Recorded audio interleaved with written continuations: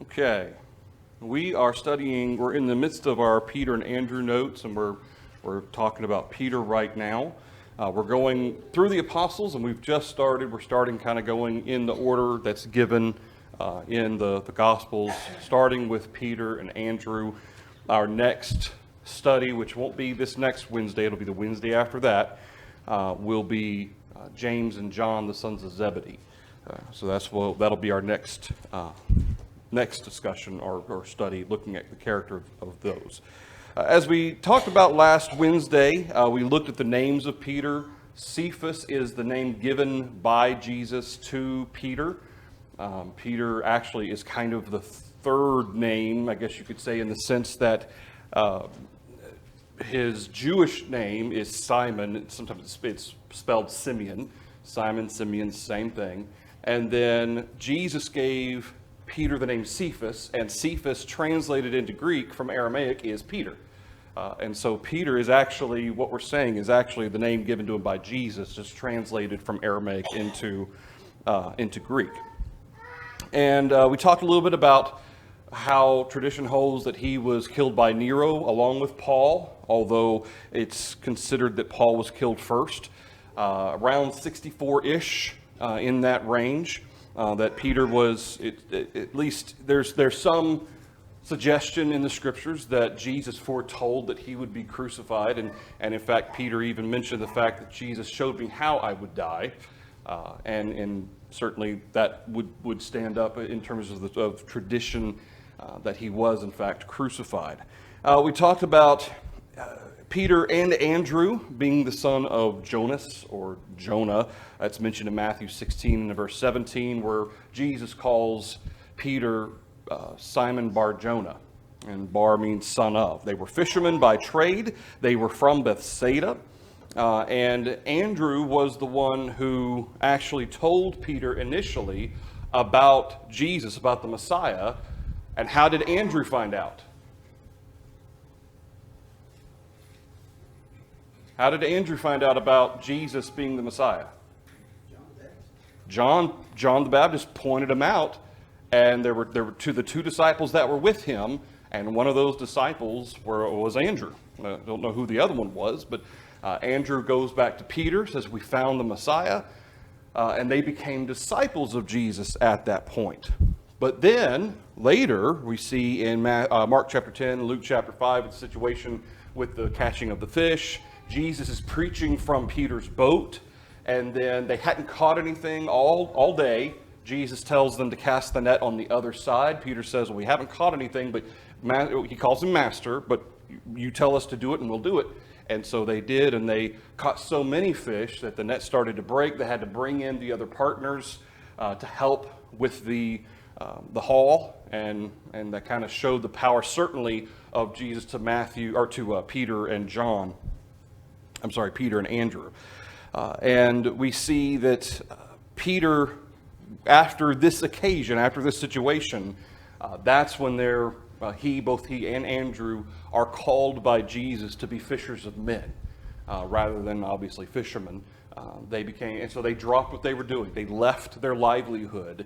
And as Matthew records, it's kind of an abrupt situation because Matthew doesn't give us that detail that Luke kind of provides to explain why were they mending their nets and why did they just drop everything.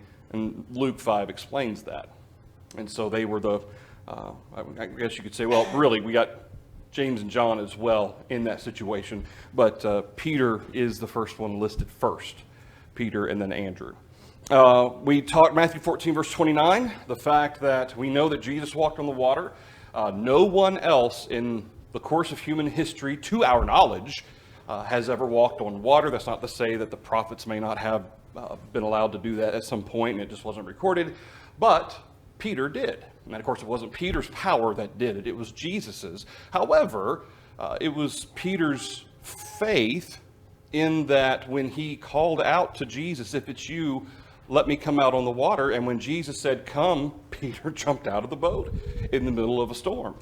So that faith, that conviction was there to jump out of a boat in a dangerous storm, But then, of course, he kind of gets a little ways there, maybe halfway there, and he starts getting distracted by the storm, and he loses that conviction, and he starts to sink. But certainly there's a whole lot there in that particular event that we can apply to ourselves. And so that's about as far as we got last week. Any thoughts or comments through the walking on the water with Jesus and Peter? Do we have any inclination of why, other than he wanted to do what the Lord was doing? I think he wanted. I think that's a simple conclusion, but it's not. I think he just wanted to be where the Lord was, you know. And it could be not that the scriptures don't say anything, but the way Peter says this. In fact, this is Matthew 14, and in verse 29. The way Peter says it, it's not that he's testing Jesus, but that maybe Peter, not to say Peter wanted a sign, but maybe there was a little bit of that. Okay, maybe Peter wanted to, show me that you, because they couldn't recognize him. It's the middle of the storm, the clouds, it's dark and so forth. We see in verse 25, starting in verse 24, how that the disciples are in the boat. It's tossed by the waves. The wind was contrary. In the fourth watch of the night, so this is in the dead of night, Jesus is out walking on the sea. The disciples saw him, but what they see is a figure. They either he's not close enough to recognize who he is, or because of the weather situation, the fact that it's dark and it's not like they've got spotlights. Okay, they see a figure, but they can't make out who it is. And they say it is a ghost, and they cried out for fear. And of course, sailors were known for being superstitious. They still are. But immediately Jesus spoke to them, saying, "Be of good cheer, it is I, do not be afraid." So the thought process is that they would recognize his voice. Okay, be of good cheer, it is I. Well, who's I? The idea there is that they would have recognized Jesus' voice. But again, it's not like all is still and quiet. Okay, the wind's boisterous and there's a storm. Obviously, Jesus either was able to speak loud enough that they heard this, but in verse 28, Peter answered him and said, "Lord, if it is you, command me to come to you on the water." Whether Peter wanted proof that it was him, or that in Peter's mind, wherever Jesus is, that's where I want to be. I don't. It doesn't say, the scriptures don't say what his motivation was in doing that, but we know that Peter was kind of impulsive and tended to act before he kind of thought through things, which in this case is interesting because very literally, if he hadn't really thought about it, he would have been okay. Because if he just hadn't thought about it, he'd just gone out to Jesus, he'd have been all right. He wouldn't have been distracted. But then he started thinking about what it was he was doing, and he became distracted. But we know Peter, at least early in his life, is kind of more of an impulsive individual. And so in verse 29, Jesus says, "Come," and when Peter had come down out of the boat, he walked on the water to go to Jesus. But when he saw that the wind was boisterous, he was afraid, and beginning to sink, he cried out, saying, "Lord, save me." Now, at that point, again, I don't know how far out Peter was, how close he was to Jesus, whether he could actually see Jesus at this point, but giving Peter the benefit of the doubt here, he cries out, "Lord, if it is you, save me." He doesn't say that. He says, "Lord, save me." So I tend to believe that probably from the moment he stepped out of the boat and was walking on the water, he knew it's the Lord, if there was any doubt in his mind. Okay, if we're gonna speculate that he was wondering if it really is you, then let me come out there, and he wanted confirmation that it was Jesus. By the time he stepped out on the water and he's walking on it, he knows. But the other thing that I would suggest is that and of course, Peter being impulsive, he might very well have done it anyway. I would not have stepped out of the boat unless I was convinced it was Jesus. And so, and again, maybe that's because Peter was more impulsive and didn't tend to think maybe sometimes before he said or did things. But I wonder if Peter was actually convinced it was Jesus, but he wanted to be where Jesus was. And in fact, what three apostles were actually kind of the closest to Jesus, just in terms of relationship? What three did he always have near him? Peter, James, and John. Yeah, Peter, James, and John, which is ironic given what we're going to talk about with James and John being called, they were the sons of Zebedee, but what did Jesus call them? Sons of thunder. And we'll talk about what all that's about. But it's interesting that he surrounded himself with Peter. Not to say that he didn't like Bartholomew or anyone else. It's just that, sometimes personalities mesh more than others. And for whatever reason, Peter, James, and John were the closest to him. That's not to say that the other apostles weren't close. They were. But Peter, James, and John, they kind of experienced some things that the rest of them didn't, like the Mount of Transfiguration, for instance. And it was also those three who went deeper with him into the Garden of Gethsemane, and then he left them behind, and he went further and prayed to Jehovah, prayed to the Father about the cup passing from him and so forth. But it's interesting that Peter, especially if this relationship had already been established where Peter, James, and John, they're really, really sticking close to Jesus. It may be just, Peter, I want to be where Jesus is. I don't want to be on the boat where he's not. I want to be where he is because I know I'll be safe. And that could be it too. Thoughts or comments through that? And of course, it is interesting here in verse 31 that he does begin to sink, and Jesus stretches out his hand. It catches him. Presumably he wasn't all the way under at this point. He was. I assume that he was sinking slowly, not like all of a sudden gravity kicks in and he's in the water. I assume he's sinking slowly, because Jesus doesn't have to dive down into the water, at least doesn't say he does. He stretched out his hand and caught him. So it sounds like he was kind of starting to sink, almost like quicksand type of thing, and Jesus caught him, and he says, "Oh, ye of little faith, why did you doubt?" And then, of course, they get in the boat, and the storm goes away. And the idea of that little faith wasn't that he lacked the conviction in the first place to go out to Jesus. It was that he allowed that conviction to be diminished by what he was seeing around him. He became afraid, and that swayed him from that initial persuasion or conviction of walking on the water. Pam? Say that again?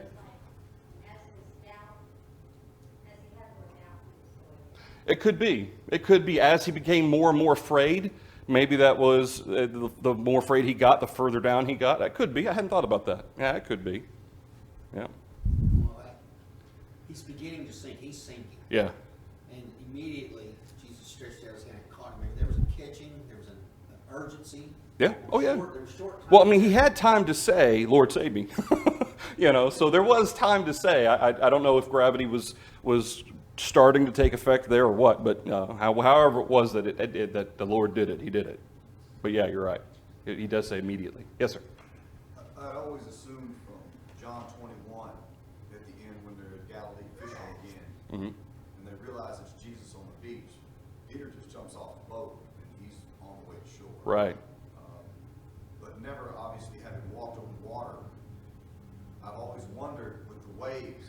How did that work? Do you Yeah. rise up? That would be very disconcerting, I would think, if I'm on a wave and I can't sink, and all of a sudden I'm bobbing like a cork. That's true. Is it like walking up and down sand dunes, or do you have your water over your feet, or how is that working? And that's a good point. I don't know. That would be, especially in the middle of a storm, depending on how that's working, that would be terrifying. If you allowed yourself, like Peter did, to be distracted by it. Yeah, that's a good point. And of course, even though the account doesn't specify that there was lightning and thunder, it says that it was boisterous. The wind was boisterous, generally speaking, especially when we're talking about Galilee and those places there in the land of Israel. You're talking about storms, generally speaking. So you got to figure there's probably thunder, lightning.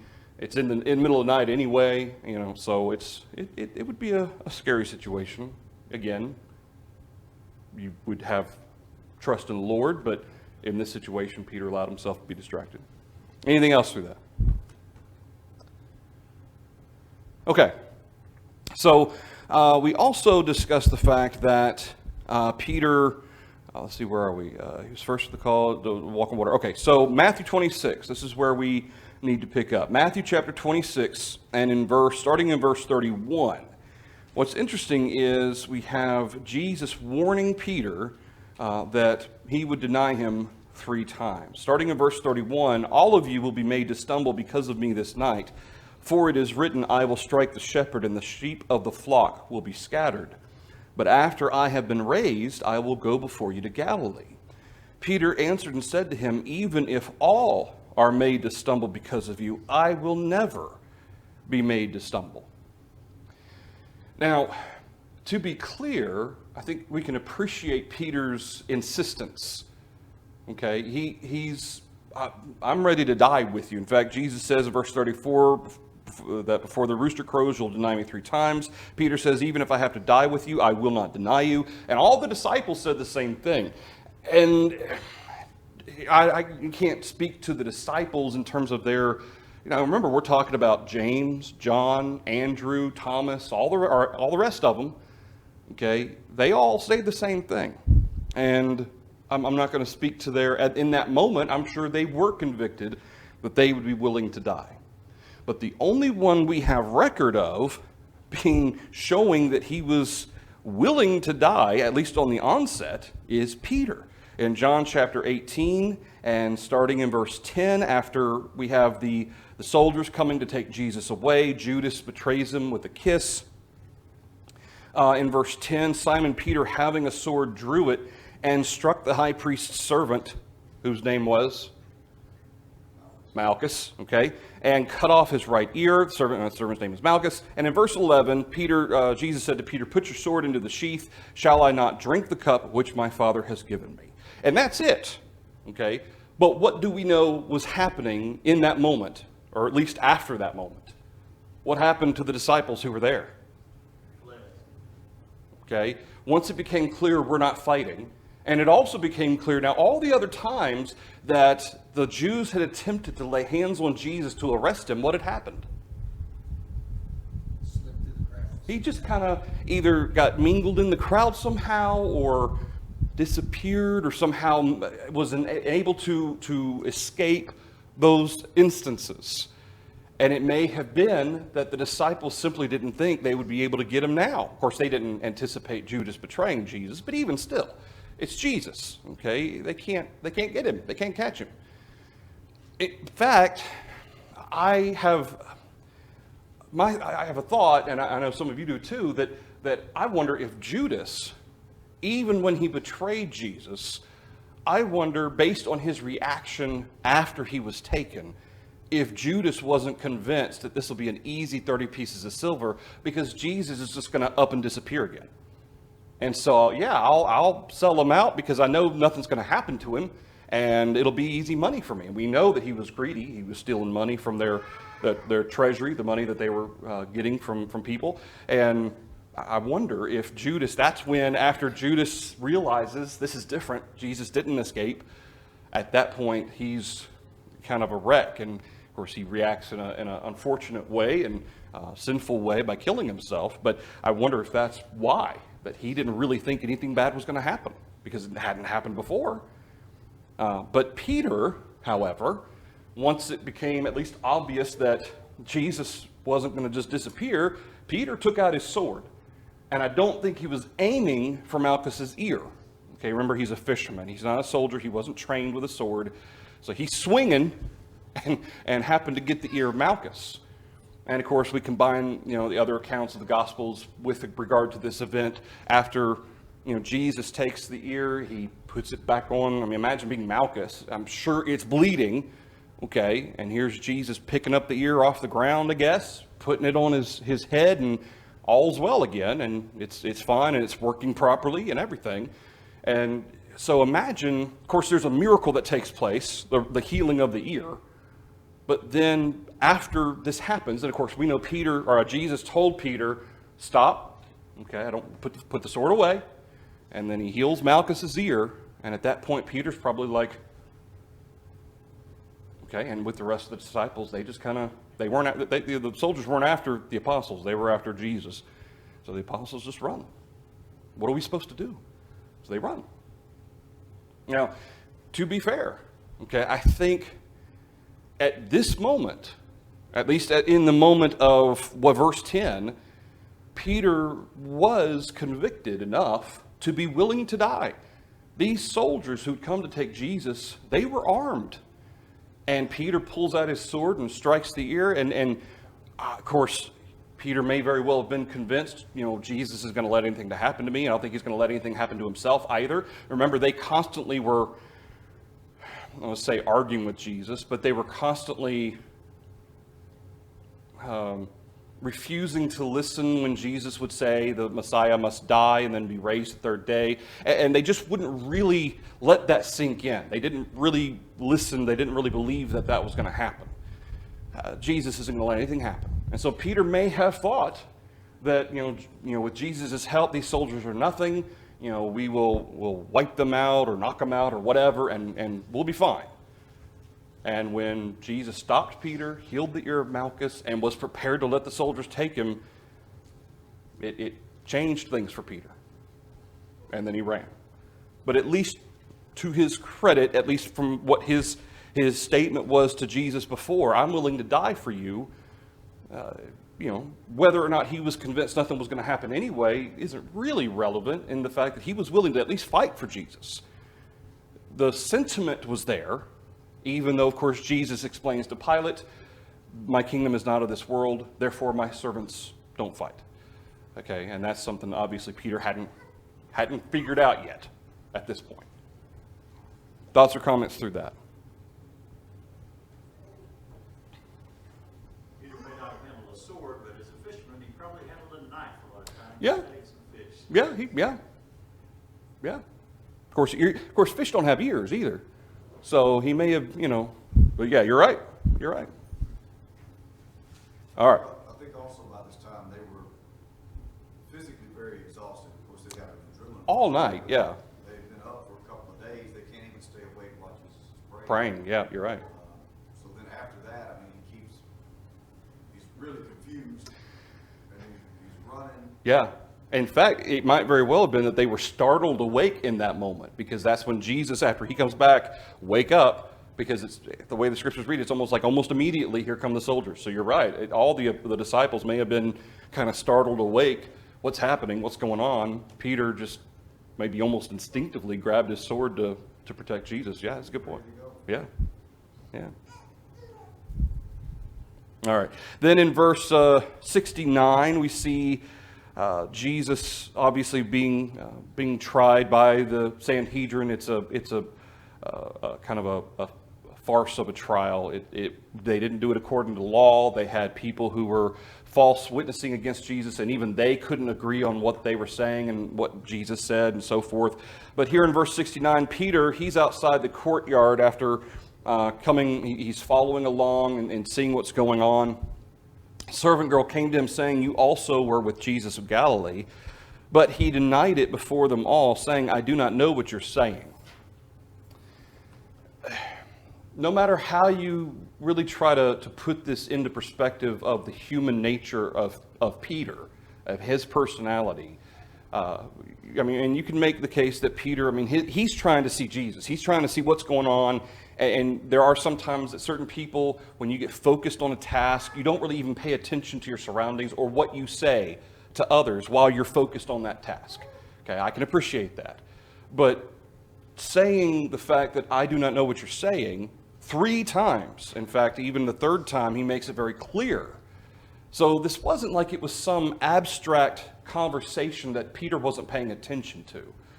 Okay, Peter, he was wanting to see what was happening with Jesus. He wanted to kind of be able to witness everything, but at the same time, he was unwilling to be taken or included in the discussion with Jesus.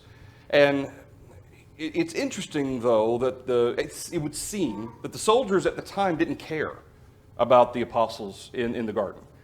Okay, they were focused on Jesus. I assume they didn't care. It doesn't say anything about them chasing them or trying to catch them or anything like that.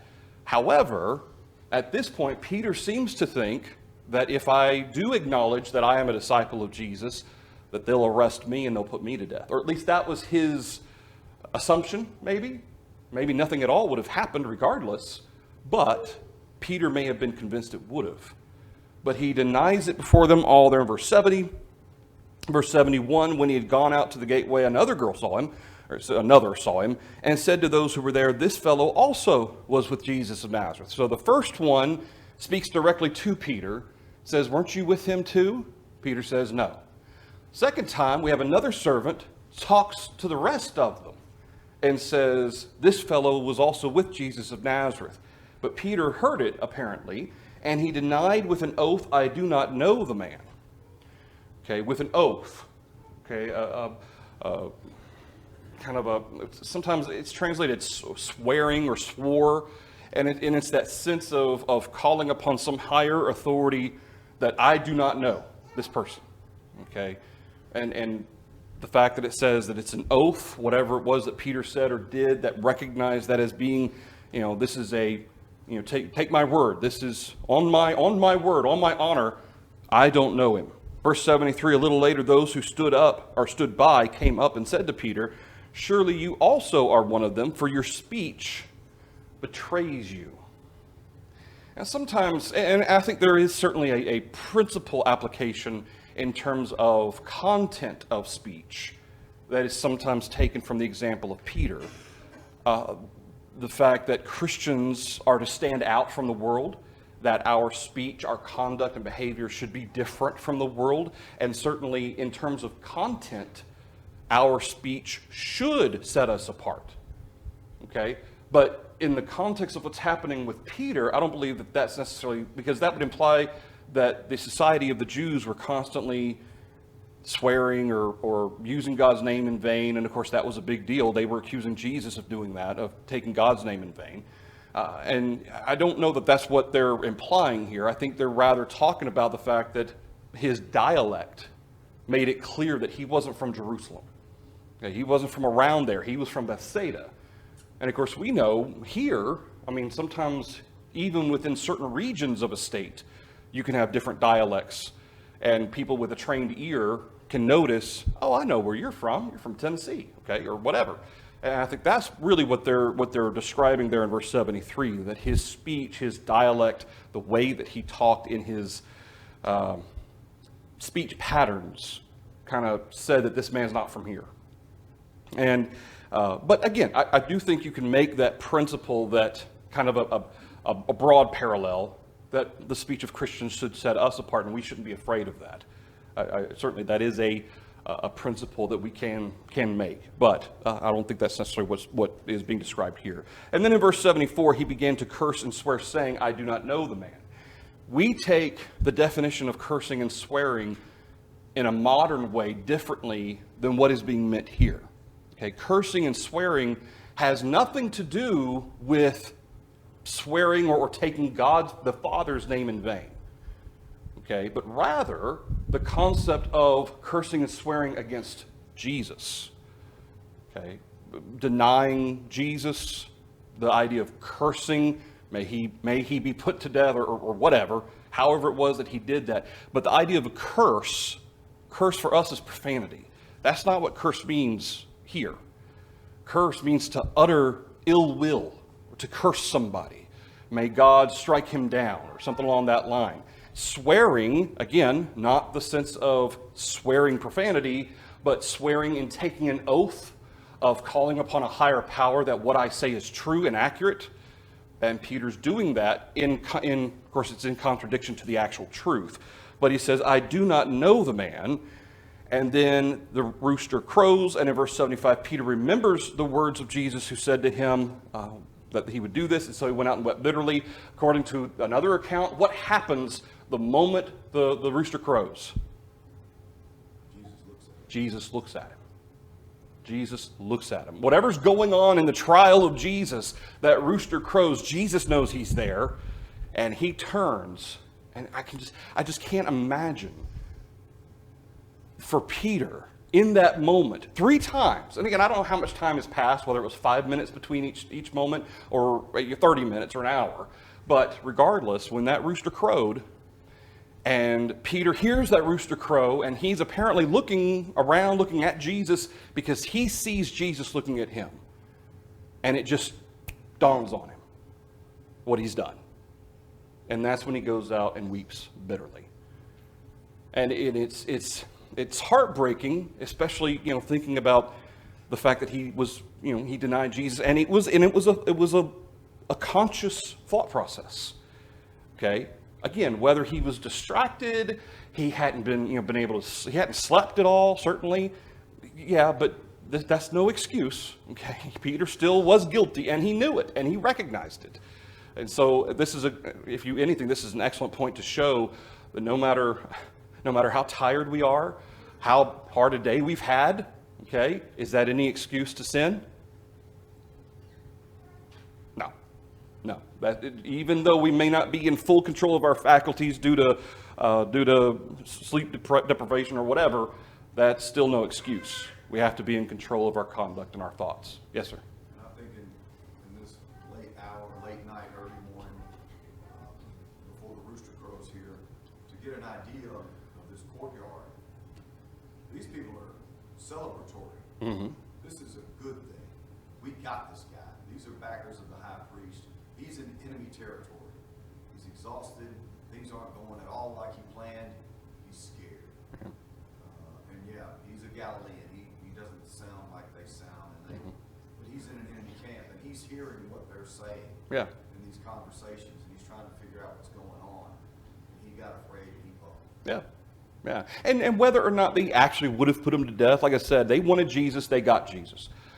I don't know, and I don't know. I can't speak to the truth of what would have happened if Peter had actually admitted, yes, I was with him, yes, I'm his disciple. Would anything bad have happened? I doubt it. Okay, I'm sure, I don't think so. But regardless, okay, because there were plans for Peter, but of course God knew Peter was going to do this in the first place. But the point of that is to recognize that Peter's fear, Peter's situation, it caused him to try to blend in, I guess is the best way to put it. He didn't want to draw attention to himself. And as a result, he ended up denying Jesus. It made a bad day worse. Okay? Made a bad day worse. Now, to be fair, okay, denying Jesus once or even 3 times, is that unforgivable? Is it literally unforgivable, him denying Jesus 3 times? What do we see at the end of John? What does Jesus say to him 3 times? Feed my sheep. That's right. Once you've come back, strengthen your brethren. You're absolutely right. He knew he had that ability. Yeah. That he would act physically scattered. Well, what's interesting about this is you have a stark contrast between how Peter handled failure and how Judas handled failure. Judas betrayed him once, and then he killed himself. Peter betrayed him 3 times. He went out, he weeps bitterly, but then and I imagine this is probably something that Peter had to struggle with forgiving himself, more so than understanding once he's repented that God has forgiven him. Okay, I imagine this is something he dealt with, just like Paul references himself as the chief of sinners in 1 Timothy chapter 1 because he persecuted the church that belongs to Christ. And so certain things you do stick with you. And sometimes it's harder for us to forgive ourselves than even to recognize that God has forgiven me. And once God forgives me, it's done. It's over with. It's in the past. Move on. It's harder for us to let that go. But certainly and I've often wondered, even though we don't have that dialogue between Peter and Jesus, I've wondered after Jesus was raised, did Peter and Jesus have a conversation where Peter said, I'm sorry? You know, I don't know. If I were Peter, I would want to for sure. But certainly, I'm sure Peter prayed. I'm sure Peter asked for forgiveness. And, you know, if he had the opportunity to talk to Jesus about it later, I'm sure he did. But it certainly is interesting that Jesus does say 3 times, "Feed my sheep," in the context of Peter having denied him 3 times. That is kind of an interesting connection. All right, anything else about that? Okay, let's see. Matthew chapter 8 and verse 14, we read about Peter's wife's mother. And it's at this point that Jesus actually heals Peter's mother-in-law. So Matthew chapter 8 and verse 14. So we know that Peter was married. Starting in verse 13, Jesus healed the centurion's servant from afar. And in verse 14, when Jesus had come into Peter's house, he saw his wife's mother laying sick with a fever, and so he touched her hand, and the fever left her, and she arose and served them. And it just goes on. But what this tells us is that even early on, Peter was already married. Whether or not he had children at this point, I don't know. It's probable, at least in the sense of, we know that he was one of the older apostles. We know that from the fact that when John and Peter ran to the tomb, who beat whom? John, and the scripture even says why. Because John was the younger. Okay, he was quicker. Peter wasn't quite so as young. Now, that's all relative. Peter still may have been 30, 35, something like that. But regardless, we know that Peter, at least at this point, is married.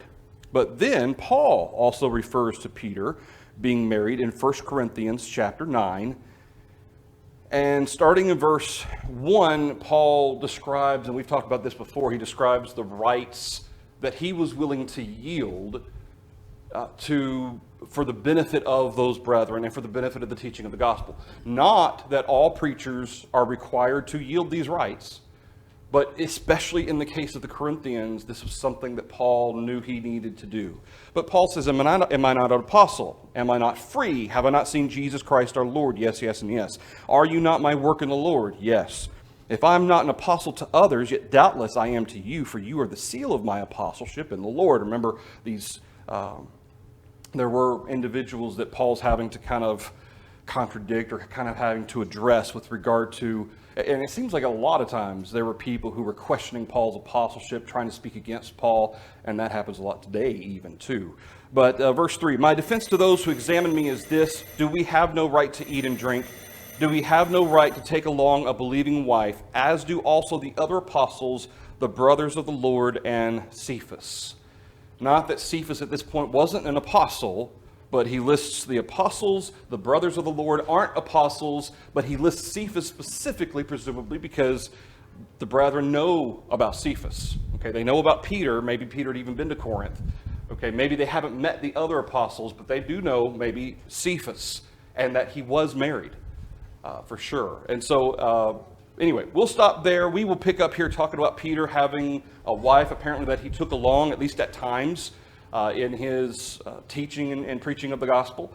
So we'll talk more about that, again, not next Wednesday, but the Wednesday after. Thank you, everybody.